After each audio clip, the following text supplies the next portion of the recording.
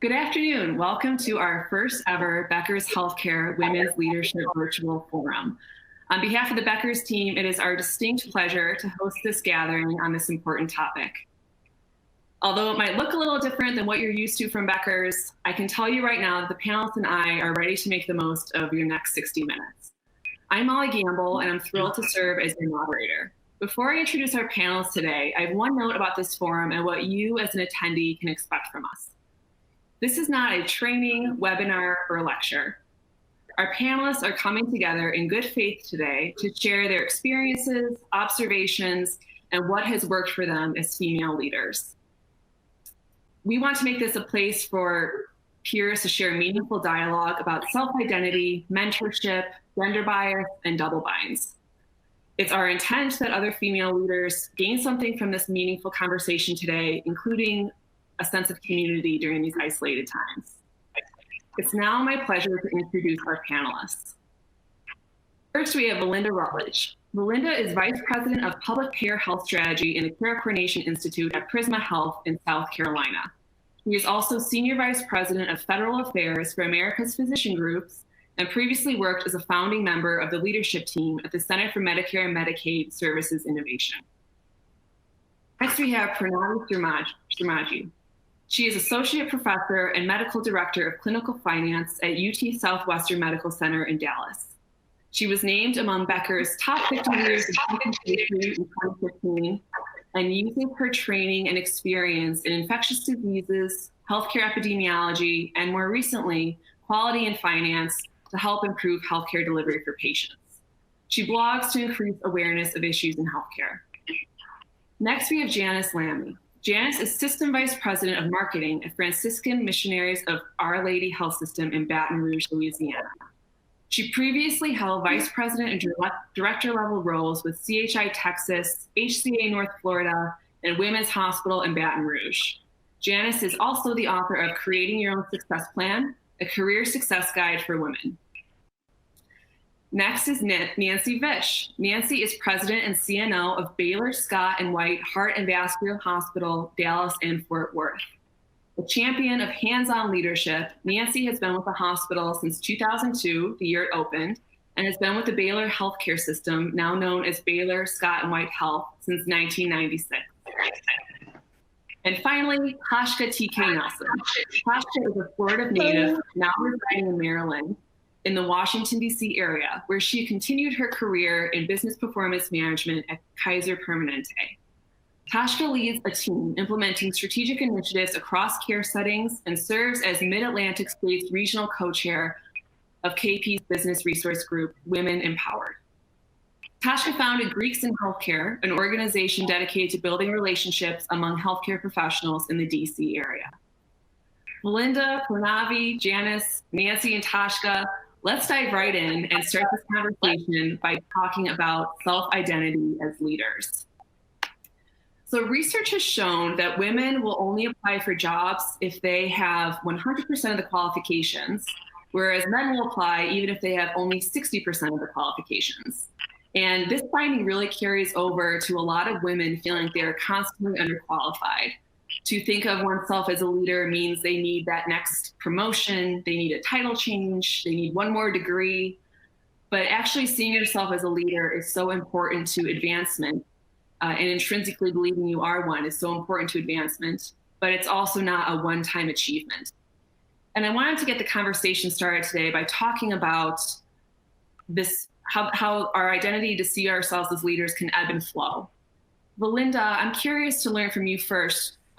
What settings do you feel the most confident in your identity as a leader? And on the flip side of that, when do you feel the least confident? So, Molly, exactly what you just said in terms of most women will feel very comfortable in situations in which they know the answers. They're have a deep understanding of the issues. I'll give you a good example. I feel the most comfortable when I'm presenting a financial review of a program or talking about a new policy that's come out of CMS or out of Congress.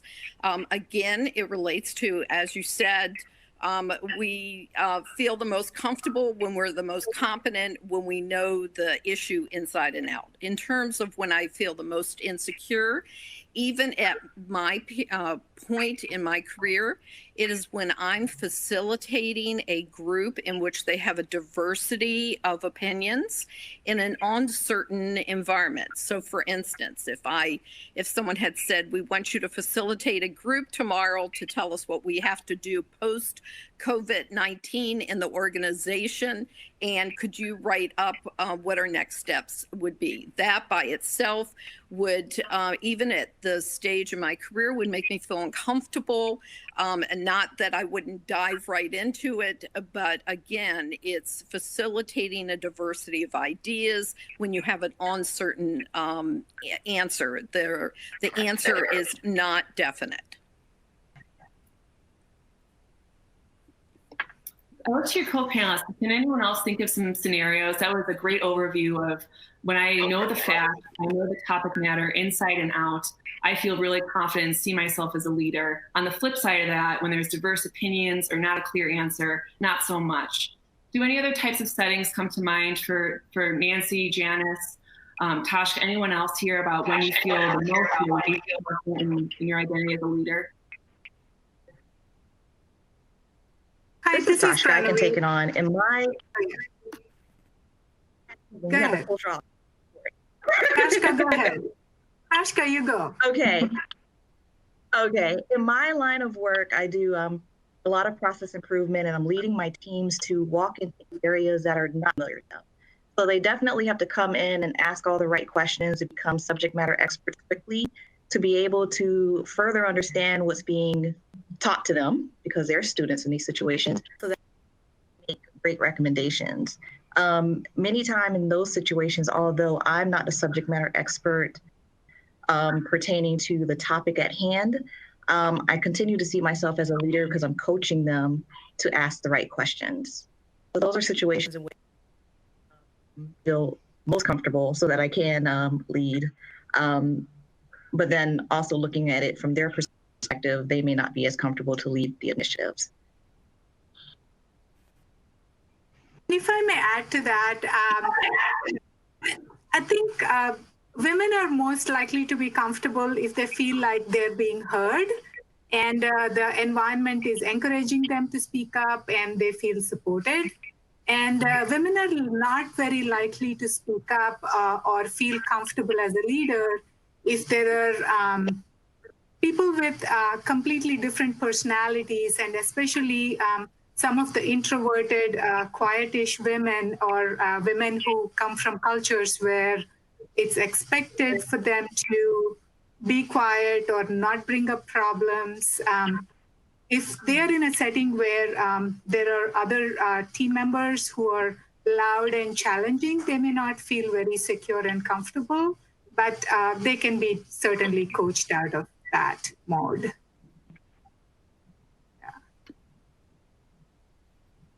Nancy, let's check in with you too. I'm curious, we've gotten a sense so far from remarks about what types of settings or environments or situations your peers feel most or least confident in their identity as a leader, but what about the people and experiences that have really strengthened that for you as an individual? Can you recall anyone or anything that comes top of mind for that? I would say that the strengthening your identity really is in analyzing the experiences that you have around you.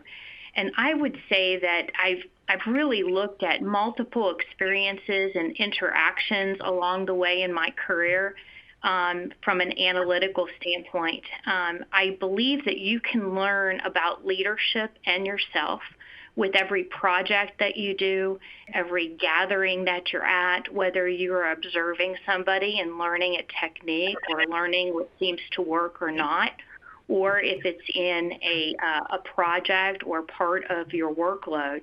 I think one of the things that we often see leaders miss opportunities is they stick with like leaders. And I think one of the most important things is to look at outside of healthcare and those experiences that you have with others and using them as mentors. I really would also say that asking for feedback and doing personality and leadership strengths testing and doing 360s is most important, because that helps to give you constant feedback on yourself. But never pass up the opportunity of learning through either observation, whether you're part of the project or you are observing what happens in the dynamics in other groups. So I think that's paramount in strengthening your identity as a leader. It's not only observing and learning, but also getting feedback. Right. And Nancy's comments made me remember this research study that showed a major reason why men are more likely to see themselves as leaders and not so much for women is men get repeated affirmation along the way. So whenever they do something or say something, they get a lot more acceptance from people around them, as opposed to women who either remain invisible, they're not even acknowledged, their presence is not even acknowledged, or when they say something, it's like they get muted compliments. Women are less likely to get recognized for their contributions and for speaking up their ideas. And there's actually a solid body of research to show that. And that same study also talks about how it's not so much the glass ceiling effect for women not to advance, but it's the repeated cycle of affirmation and success that happens in visible and invisible terms along the way, like in your day-to-day activities, that sort of has a cumulative effect along the career of women. And that really resonated with me, because I saw so many women leaders who felt discouraged or unsupported along the way, as much as I've seen some very successful women too who serve as role models, but I've always wondered about the women who sort of gave up on their leadership careers entirely, or accepted sort of stalling of a career as that's the way things are, and we need to change that. I think, Pranavi, what you just said in the study is so true.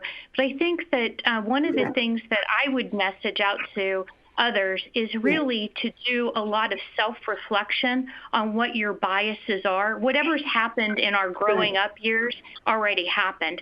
And so we need to look at what are those biases, whether they were in our home or in our schools or in our coaching experiences, bias us to either be intimidated or inhibited.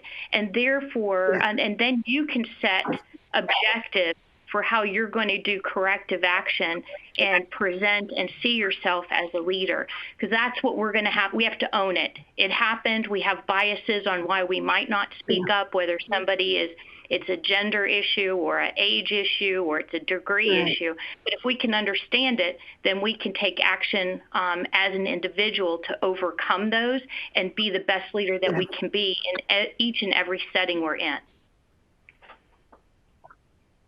No, I totally agree with you, Nancy.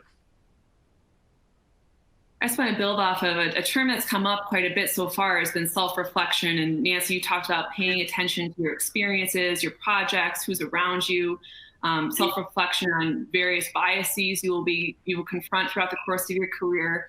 I also think self-reflection seems really important. Part of it is not only seeing oneself as a leader, but behaving in a way that a leader needs to, and setting the right boundaries, revising routines that are very familiar to us when it comes to self-care and self-reflection. Women especially are socialized to be great team players, invest in others, nurture.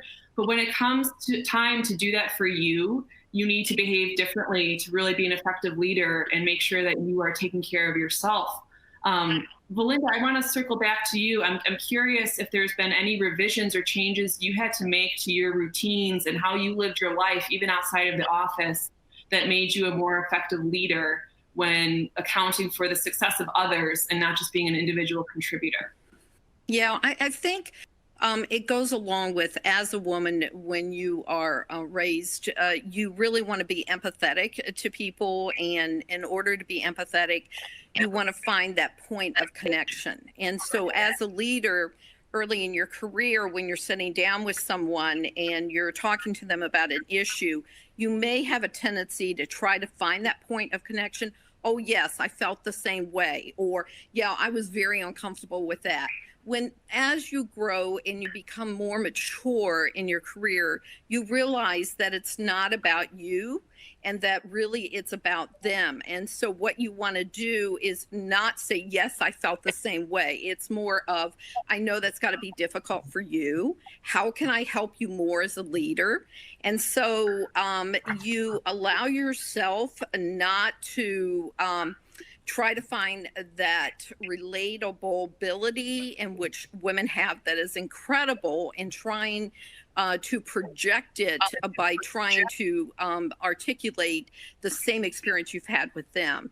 The relatability skills that we have is for them to open up and share with us what they're feeling and how can we help them. So I think earlier in my career, I was more apt to try to find, yes, I feel the same way that you do.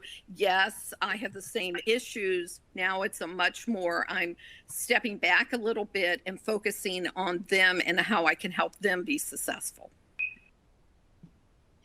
So it's still very much a connection, just a different strategy in connecting with others.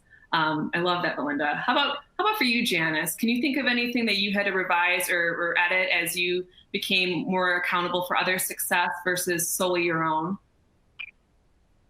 Oh, absolutely. And it's so hard for us as women to focus on ourselves, because we have, folks that we're responsible for, as well as our children, right? So I've had to make sure that I've taken time for myself to set those boundaries, to really reflect on what am I wanting to achieve this week. Going to yoga class, getting that movement into my life, that self-care is really important. But I also think that we can get energy from our home lives, whether we have children, a partner, whatever our situation is with our families.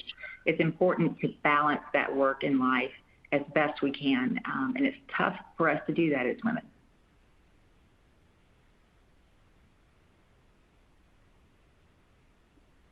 Tashka, did you have something you wanted to add here as well?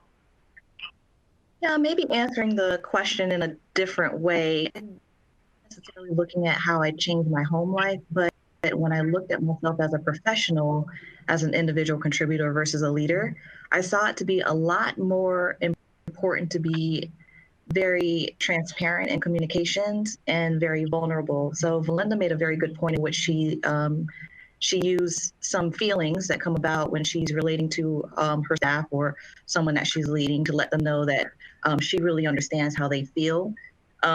Just recently, just this week with COVID, I've been working a lot of hours and I'm tired. So I found that maybe some of the care or maybe some of the length and explanation that I would give for a directive really wasn't happening this week. And I was talking to my executive director yesterday and told her I truly felt bad about that. Like I felt as if I was shortchanging my staff. And she continued to urge me, as already being a transparent communicator, to keep letting people know, hey, even if I need to circle back, I know I may not have answered you in the way that I normally do, but to be truthfully honest, I'm tired and I'm going to make sure that I'm carving out a PTO day, which was today, great, to take some time to rest. Well, thank you for being with us on your day off. First and foremost, I think that's great. That's wonderful advice, especially, the past 6 weeks have just put so many things about leading teams to the test. So thanks for weaving in current events, Tashka. That's excellent perspective. Let's move on a little bit more to talk about mentorship. So Tashka, I'm going to stay with you actually. And I open this question up too to your co-panelists after you conclude your remarks. But what are the biggest misconceptions that you've encountered or identified when it comes to mentorship, especially mentorship involving women? So I have 4 answers for you, but I want to pause if I could, because I wanted to make sure as we're talking through it, I give a big thank you to all of the essential personnel and healthcare professionals that are here with us, because everyone's been working really hard with COVID. With a special thank you to my parents who are watching. My mom's an RN of 40 years, and my dad is a medical supplier in Jamaica. So thank you. And now misconceptions. The first one. One of the misconceptions that I consistently hear is that we need mentors to teach them to be as strong as men. And if we really think about it, if that's the case, what do men need mentors for? They don't need mentors to teach them to be as strong as they are. That's in their DNA. We really, as women, should be looking at mentors for the same reason that men look at mentors. And I jotted down, I'm not going to go through all of them, but Inc.com had a really great article about mentors and some of their purposes. And if you look at some of the themes for the bullet points that they identified, essentially, your mentor is providing information and knowledge, but they're also a trusted soundboard so that you can throw ideas at them and really hear some unfiltered, unbiased feedback so that they can help you see things maybe that you're not seeing yourself. So that's one part. Another part, when we look at mentors, they are the disciplinarians that will hold you accountable with those check-ins. So I've heard of the what by when. Essentially, what by when is, okay, what is it you're going to accomplish and by when? And accountability is huge when we need to think about achieving our goals. One of the other misconceptions, women should only seek women mentors, and that is totally false. I've been grateful in the course of my career to have what I call a mentor squad, and that's made up of men and women. I have Beverly Kuykendall. She teaches me and really mentors me about presence and public speaking. I have Al Campbell. He really mentors strategic chances. Zachary Schiffman. He really continues to mentor me on entrepreneurial spirit, even though I don't talk to him often. And Delinda Washington. She's mentoring and talking about balancing self-care and ambition. So with that, as we think about some of the misconceptions as women, we really have to think about the fact that, yes, we are special. Also, as we look to grow as women, we shouldn't only look to focus on being strong, and we need to focus on the technical skills and the full person that we are.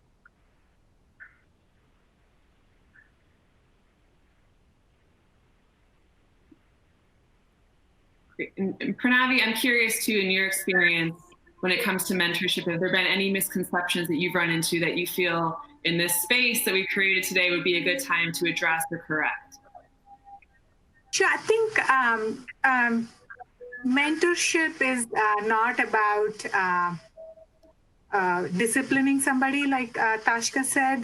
That's a different role. I think mentors are more, they're there for you to grow as a professional. So they're serving a different role. They're not the bosses who are holding you accountable for tasks and deadlines.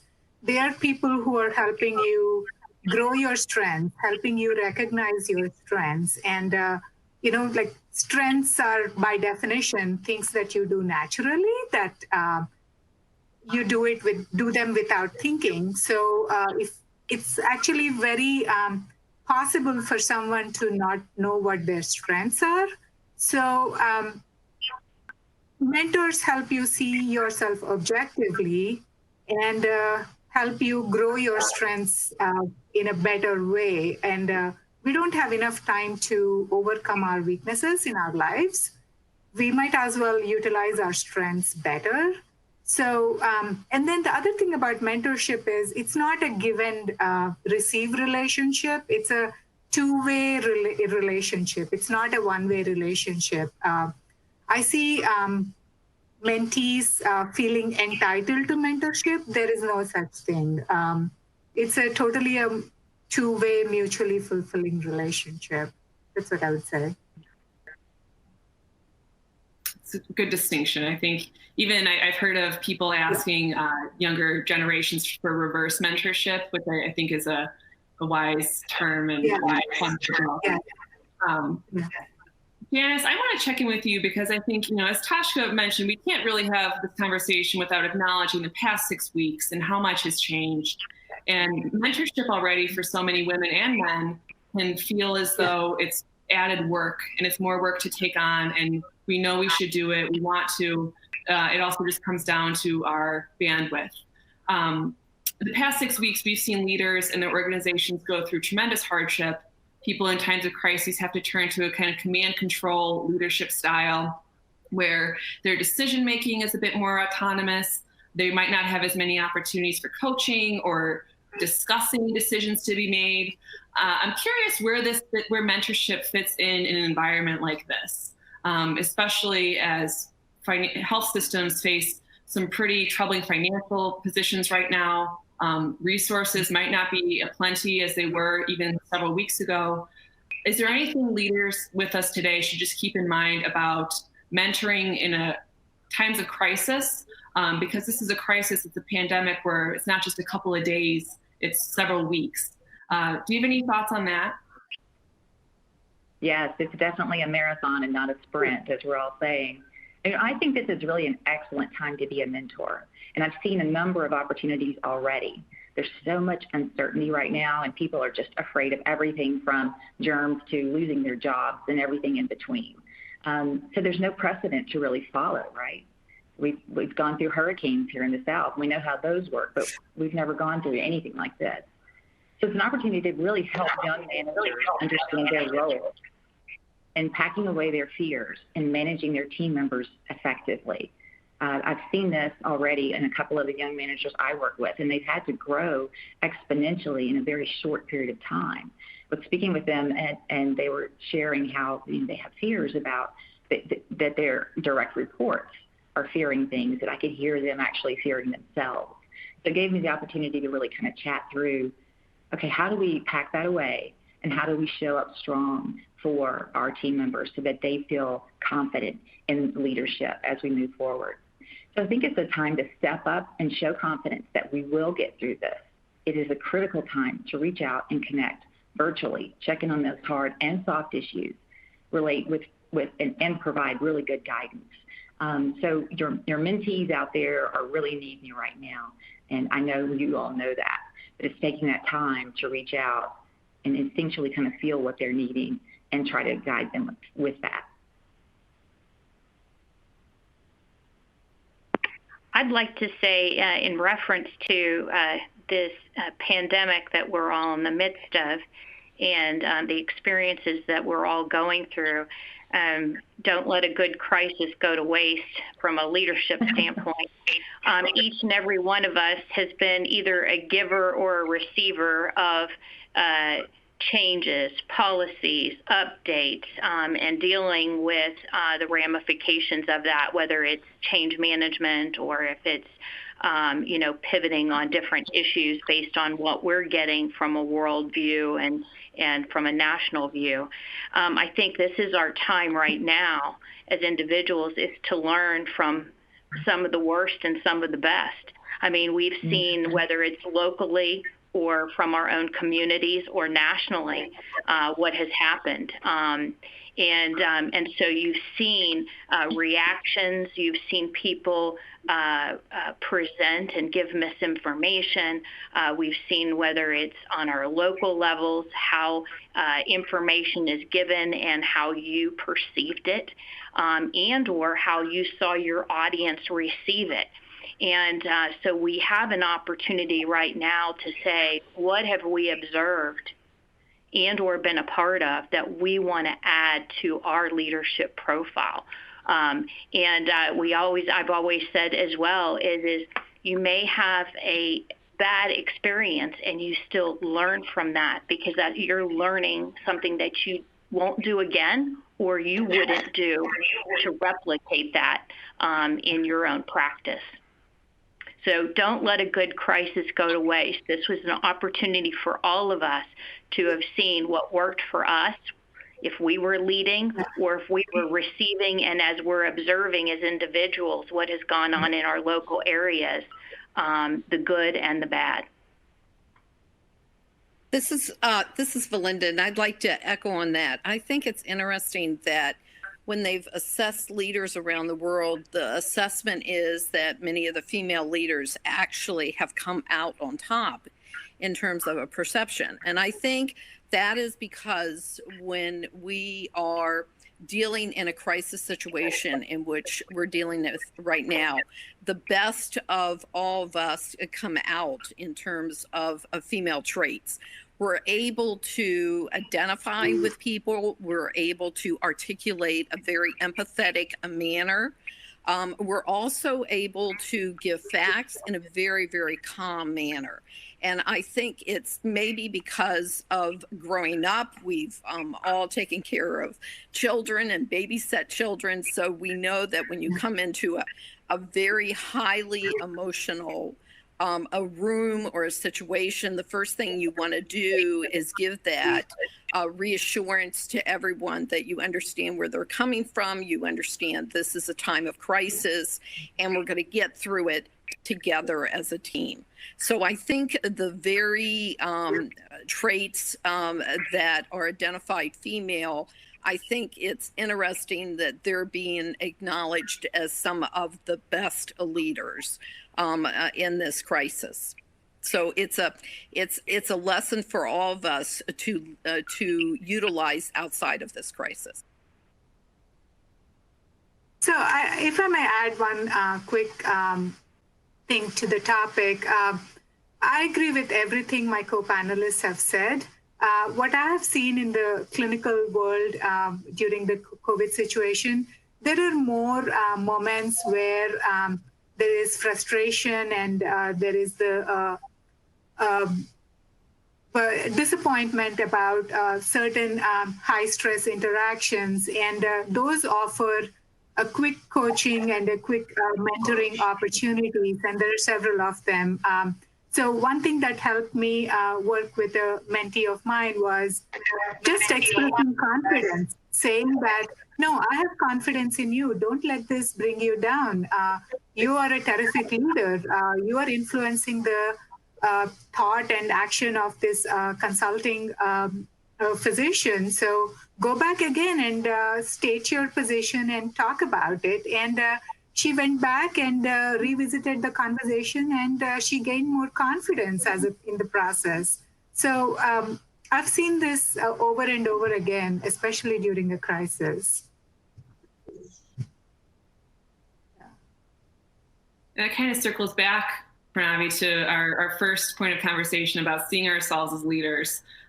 So what a great remark to work in, and the analysis, Belinda, that we're starting to see of leaders who have been really effective throughout this crisis. I've seen the same, where a lot of leaders, New Zealand, for instance, those female traits you mentioned when it comes to calm demeanor and delivering information, empathy, caring spirit, those really have taken a forefront, which has been fascinating to watch. Want to make sure we're moving right along here, given our limited window of time. We're doing great so far, but we can't have this conversation without acknowledging gender bias. Some gender bias is really sneaky. We don't realize it or see it right away.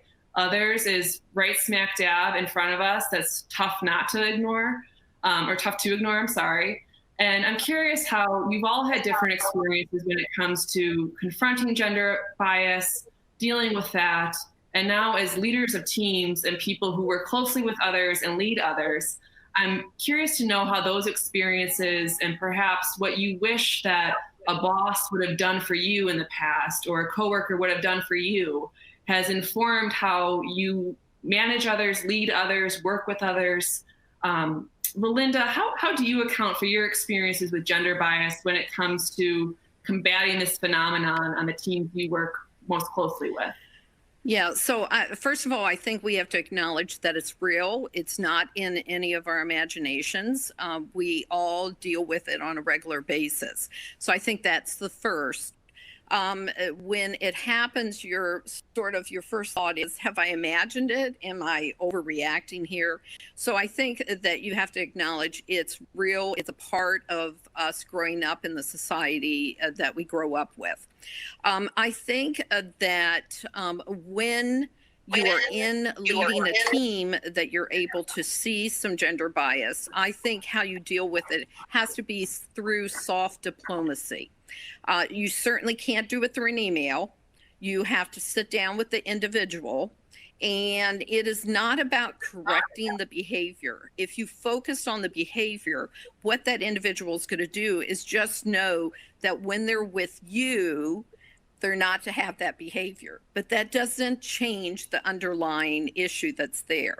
So when you sit down with the individual in which you are in charge of a team and you're able to see it happen, what you want to do is help that person be able to reorient their thinking so that they begin to see their implicit bias that they may not even be aware themselves. So they begin to modify and change their behavior. You're not pointing out the behavior. They're beginning to understand what is the bias that you've had with that. So it becomes a teachable moment and not as I'm setting you down to have this counseling session with you because of what I saw in a meeting. The organizations that I have seen to be the most effective in terms of dealing with gender bias are the organizations that have moved to evidence-based leadership, that the leadership and the assessment of leadership is on objective assessment. When you move to evidence-based leadership, it begins to eliminate the biases that we all have. So you're able to look at leaders and their actions and their results from a very objective perspective. And Belinda, I have a couple of follow-up questions for you. One being that I think the way you put it, am I imagining this? I think that is just so relatable for women, especially those who might be early on in their careers or perhaps are just getting settled into the professional environment.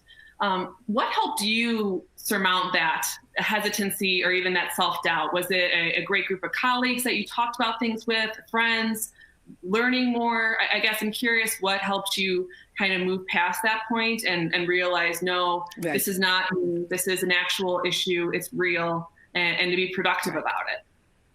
Yeah, so I think you've got to have a group of colleagues that you trust, other females, that you can sort of sit down with and say, this is what happened. Do you think I'm making a mountain out of a molehill? Was it, did I misinterpret it? And two things can happen. One, particularly if they were in the same situation that you were, they're able to either validate your perception or say, no, Belinda, I think you didn't see it correctly. That isn't what that person meant. So that's number one, to validate your perception. Then if they have validated your perception, having them helps then you articulate how you're going to be go about in resolving the issue in a very non-objective way. So if it's something that is sort of pushed your gut level a little bit, your buttons, and you're like sort of emotional about it, you certainly don't want to go in and sort of have a conversation with someone either above you or reports to you, and that you are still reacting from an emotional point of view. So having that conversation with another female colleague allows you to sort of get the emotion out of the way. And in fact, you can actually role play, sort of say, how does it sound if I say this to the person? Do you think I'm coming across as too emotional? Because if you have too much emotion in your voice, it's going to make the individual back off, and they're not going to hear what this situation is because they're reacting so much from the emotional point of view that they're hearing from you. They're worried that you're going to start crying. They're worried that you're going to start yelling at them. They're not sure what's going to happen, but they can hear the words. So I think having another colleague, one, to validate your perception, and then two, to help alleviate some of the emotional buildup that may be with you. So when you go in, it's a non-emotional conversation.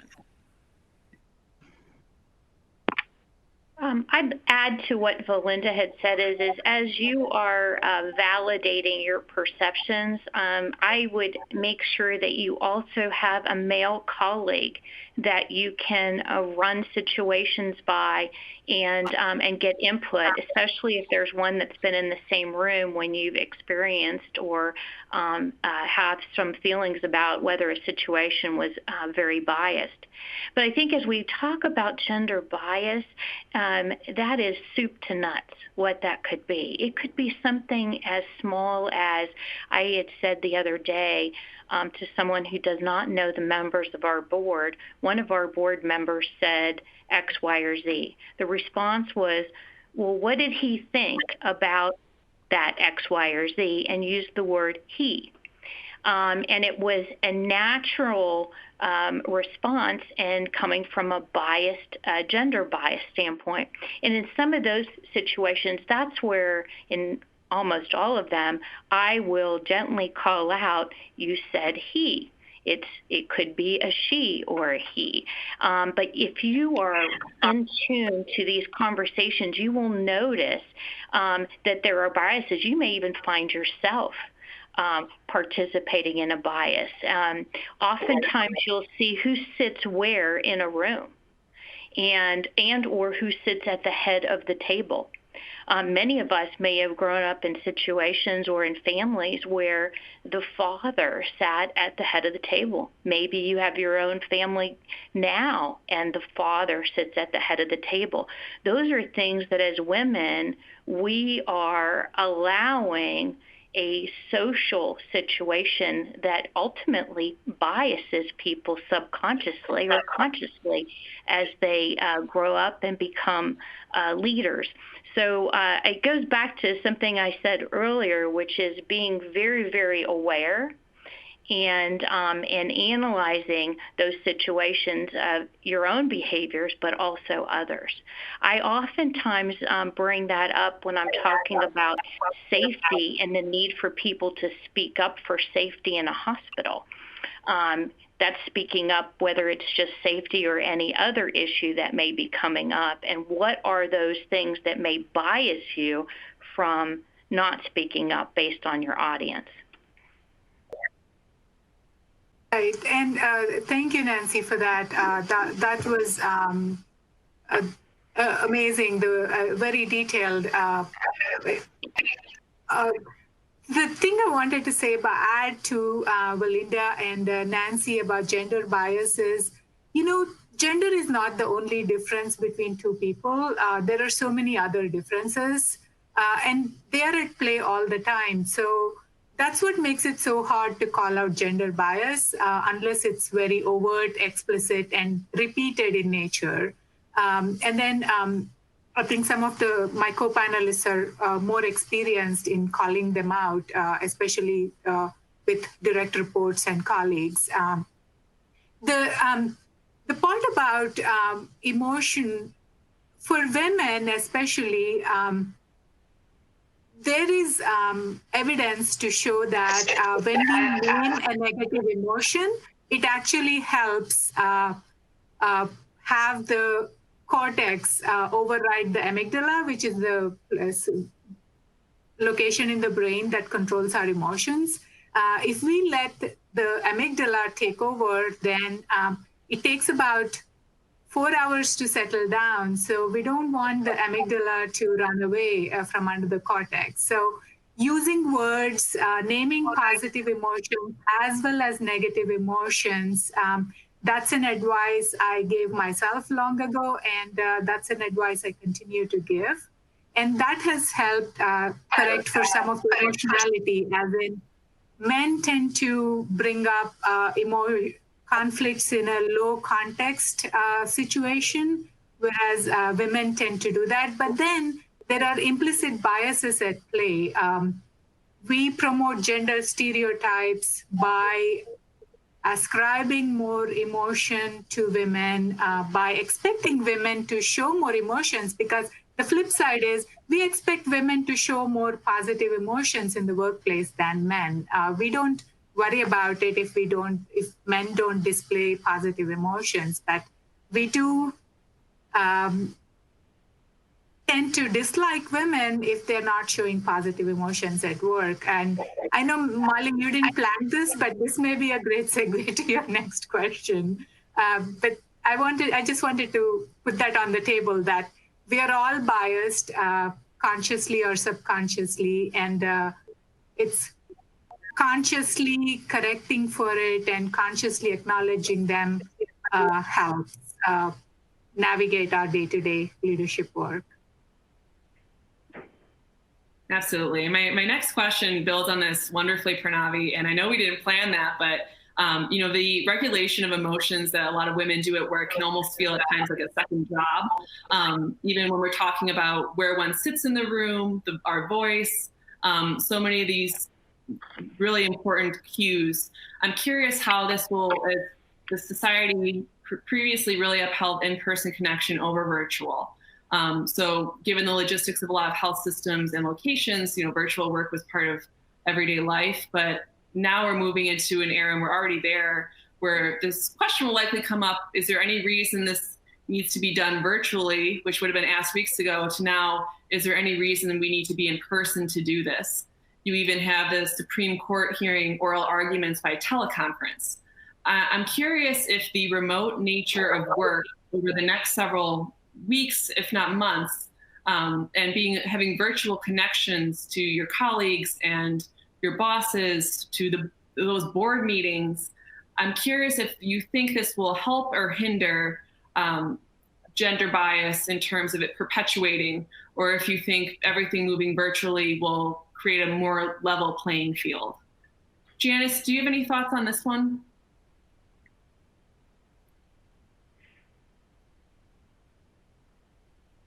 Oh, Janice, I think we might have you on mute. Oh, thank you. Yes, I definitely have some thoughts about this, and thank you for letting me know I was on mute. So right now, things are so much less formal than we're used to. Those of us in administration are used to being in conference rooms and suits, and now we're at our kitchen tables, and we're in our yoga pants, and it's just completely different. And people are adjusting to this remote working in their own ways, right? So it feels much more like a level playing field at the moment, because we're kind of all in this together. We're all kind of figuring out as we go, and we're helping each other out. This has come up a little bit on our discussion already, but I think women could make some really great strides in being perceived as more valuable during this time, because we are nurturers, right? So we have the opportunity to really help people guide themselves through this time instinctually, and know when to reach out to someone who's struggling. Like I mentioned before, my young managers who were really kind of struggling and really reflecting their thoughts on their direct reports. So I think that might intensify gender bias for some, but if it helps us emerge as stronger leaders, that might be a good thing. So I think that if we don't let any crisis go, unused, like Nancy was talking about, take advantage of every crisis. If we take our gender differences and capitalize them in a positive and meaningful way at this time, I think it can really help move us forward.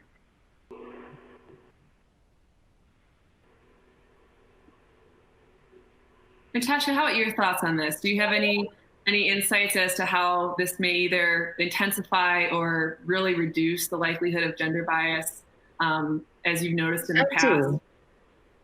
Yeah, I think based on the fact that working from home is more to exemplify our value by deliverables, or these emails are coming back and forth, or phone calls are happening, and we're able to more get to the root cause of what we need to get done, and get it done pretty fast, versus putting so much focus on relationship building. And that's something that we do more so with an in-person presence. And as we look at the comparison of women versus men, it's been often said that men are stronger at relationships than women. And if that aspect of criteria is removed from the situation, maybe we can excel as we look at the gender bias that we're currently faced with.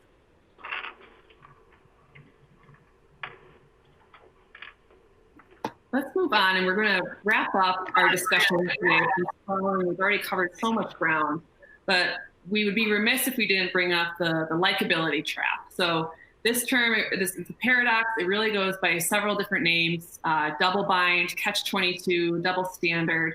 And it really boils down to research that shows female leaders, much more than their male counterparts, face the need to be warm and nice, as well as competent and strong. But the problem is these qualities are often seen as opposites. So it's an impossible bind, many women feel, in which when you're being strong, you get criticism for being cold. And when you're being warm, you invite perceptions that you're a pushover. And perhaps people don't take your decision-making or you as seriously. I'm curious how your relationship with likability has evolved over the course of your careers. Can someone point to where they stand with it today and how that has changed since early on? Now, I'd like to speak to that if I could, Molly. Earlier in my career, I was really focused on being that tough person. I'm not here to make friends. I'm here to do a good job. And I was very task-oriented. And so as I've learned, and actually as I became a mother and became more of maternalistic, I really learned that there's so much value in that warmth that men can't really bring to the table. So now in my career, I really focus on building that connectedness, getting to know people personally, as well as being, a firm, diligent manager and micromanaging when I have to, but trying not to have too many of those times to deal with. But I think likability can be a strength for us as we move forward. So it sounds like what I'm hearing, likability motivated you to have stronger relationships, so people really got to know you before they made a judgment about you as a person when you were demonstrating strength or demonstrating competence or warmth. Those relationships and building stronger connections with people helped you kind of get over any hangups about likability. Right. Belinda, did you want to add to that as well? Yeah, I began to define the difference between likability, because just like everyone else early in my career, I wanted everyone to like me. And as time went on, I realized that that wasn't going to happen with some of the decisions that I would have to make as a leader, that simply was not realistic. And so I began to realize that was the nature of being a leader, and to be, you have to be okay with that you are not going to be likable for everybody, and that is not the goal, and that the goal is to relate to people, to be Nancy and Janice has previously said, it's more of being a sounding board. It's more of being empathetic. It's more reaching out to the other person to find out where they're coming from, rather than looking for, are you going to like me or not? And once you're able to move your perception away from, are they liking me or not, versus I want to make sure that I'm relating to them and I'm hearing them, I think that becomes less important to you. Belinda, I could not agree more with what you said. As you have to be careful, and we had some of this conversation a couple of days ago about likability, because you do want to be liked. But I have seen people make the mistake where they have compromised decisions and or doing the right thing because they focus so much more on likability. So I think you have to approach that word with caution. I think being an authentic leader and never compromising your ethics or your values, and then ultimately you have to realize that not everyone will like the decision that you made. Hopefully they respect you and they understand that you are doing what is right or in the best interest. And so just caution with the word likability. Don't compromise ethics and values. Be authentic. And as Belinda had said, be relatable and be empathetic. And even when your decision or recommendation isn't something that others may like you for, showing the reasons and speaking from an empathetic standpoint, if you can understand the vantage points there, is most important. No, and that's such a good point. And Belinda, I'm going to circle back to you with, one follow-up question here is, women have a unique experience in terms of likability. Yes, that's one part of it, but just making mistakes in general. Women have been shown to be judged so much more harshly for when they make missteps as compared to their male counterparts. And this can result in lower confidence, missed opportunities, really high aversion to risk. How have you combated this yourself as a professional and also for women around you? Just so that when they err, which is human, they aren't punished in a way that will shape them and influence them and hold them back for the rest of their professional life. Right. Yeah. So I will tell you that is exactly true, that we're judged much more harsher than males as it comes when mistakes are happened. But it's not only external, it's also internal. We judge ourselves much harder when we make mistakes. Men, on the other hand, have a tendency to just roll with it.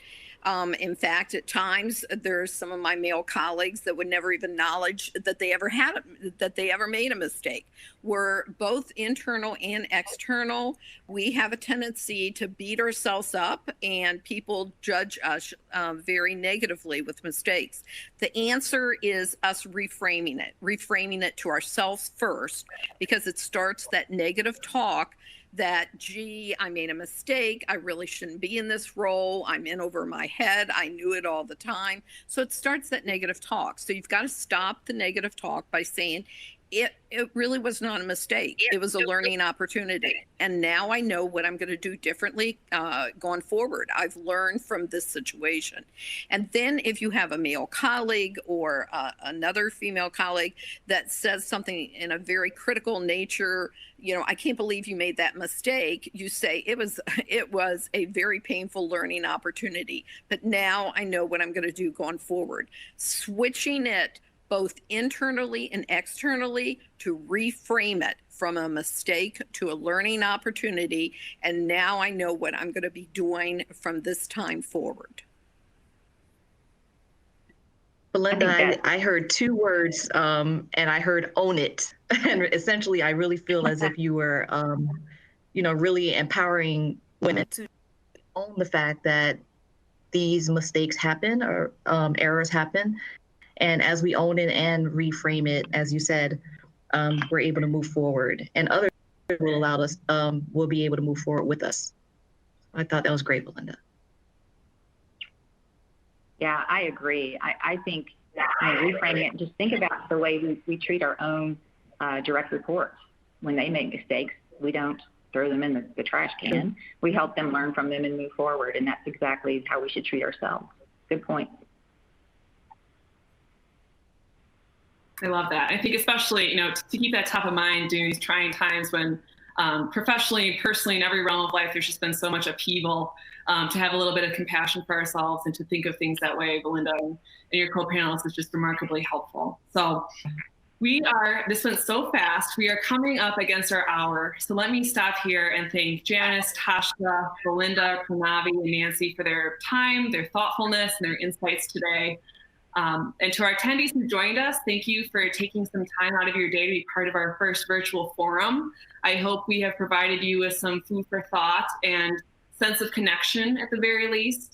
If you submitted any questions or comments to us, we will be sure to follow up with you. And finally, just major thanks to my colleagues at Becker's Healthcare, all the women and men whose hard work made this happen and go from a planned hotel space in Chicago to all of your respective homes and offices. It was tremendous effort by them, and we're so grateful for it. And a major kudos to my partner in crime on this project, Taylor Ross, who has been a joy to work with and kept all of us here on track. So on behalf of Becker's, stay healthy, stay safe, and we hope you will keep this important conversation going about women in leadership within your own organizations. Thank you very much.